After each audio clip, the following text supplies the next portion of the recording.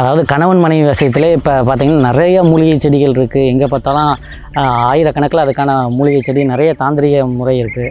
அதுலேயும் பார்த்திங்கன்னா ஒரு சில மூலிகைகள் எல்லாருக்கும் கிடைக்காது. அதனால் எல்லா பக்கமும் நமக்கு கிடைக்கிற மாதிரி ஒரு சில மூலிகைகள் இருக்குது. அதை வச்சு நான் இப்போ உங்களுக்கு கணவன் மனைவி விஷயம் எப்படி பண்ணுறதுன்னு நான் சொல்ல போகிறேன்.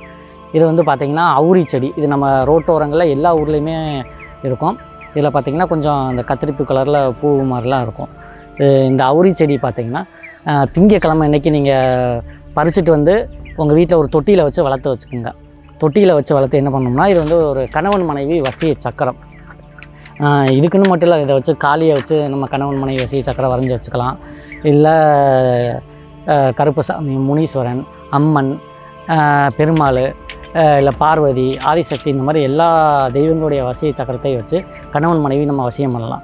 அந்த சக்கரத்துக்கு கீழே உங்களுடைய பேர், அதாவது என் மனைவி எனக்கு வசிய, என் கணவன் எனக்கு வசிய, அப்படி இல்லாட்டா என் காதலி எனக்கு வசிய, என் காதலன் எனக்கு வசிய. இதெல்லாம் உண்மையான உறவுகளுக்கு மட்டும்தான் வேலை செய்யுமே தவிர தவறான உறவுகளுக்கு அது வேலை செய்யாது. இந்த மாதிரி எழுதி இதை என்ன பண்ணணும் பார்த்திங்கன்னா, அதை சுருட்டிடணும். சுருட்டிட்டு இந்த மாதிரி அவுரி செடி நான் திங்கக்கிழமை கொண்டு வந்து தொட்டியில் வளர்க்க சொன்னால், அந்த தொட்டிக்கு அடியில் தூருக்கு அடியில் இது இருக்கிற மாதிரி நீங்கள் புதைச்சி வச்சுட்டாலே போதும். ஆட்டோமேட்டிக்காக நீங்கள் வீட்டில் அடிக்கடி சண்டை போடுற கணவன் மனைவியாக இருந்தாலும் சரி, அடிக்கடி காதலில் சண்டை போடுற ஆண் பெண்ணாக இருந்தாலும் சரி, எல்லாருமே ஒருத்தர் புரிஞ்சுக்கிட்டு அன்பும் அன்னுணியமாக வாழ்கிற மாதிரி இது வசியம் பண்ணக்கூடியது இது இந்த அவுரி செடி. இதை வச்சு நம்ம இப்போ தகாத உறவுகளையும் பிரிக்கலாம்.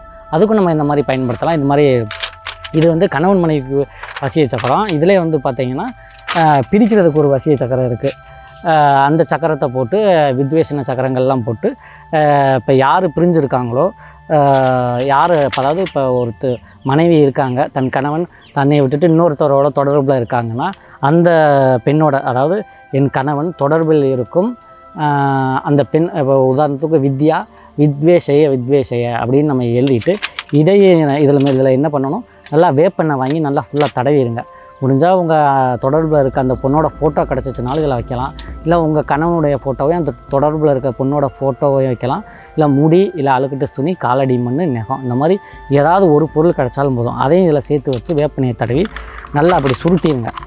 சுருட்டி இதை வந்து சனிக்கிழமை இன்றைக்கி பண்ணணும். அதே மாதிரி அவுரி செடியை தொட்டியில் வச்சு அவுரி செடி தூரில் இருக்கிற மாதிரி சனிக்கிழமை இன்றைக்கி நீங்கள் இதை மாதிரி வச்சுட்டிங்கன்னா, உங்கள் கணவன் யாரு கூட தொடர்பில் இருந்தாலும் அவங்க பிரிஞ்சு போயிடுவாங்க. இல்லை உங்கள் மனைவி யாரு கூட தொடர்பில் இருந்தாலும் அவங்க வந்து ஈஸியாக பிரிஞ்சு போயிடுவாங்க. இதெல்லாம் ஒரு எந்த செலவுமே இல்லாமல் பண்ணக்கூடிய ஒரு தாந்திரிகமான முறை. இது எல்லா ரோட்டோரங்களையும் கண்டிப்பாக அவுரி செடி இல்லாத ஊரே இருக்காது, எல்லா ஊர்லேயும் இருக்கும்.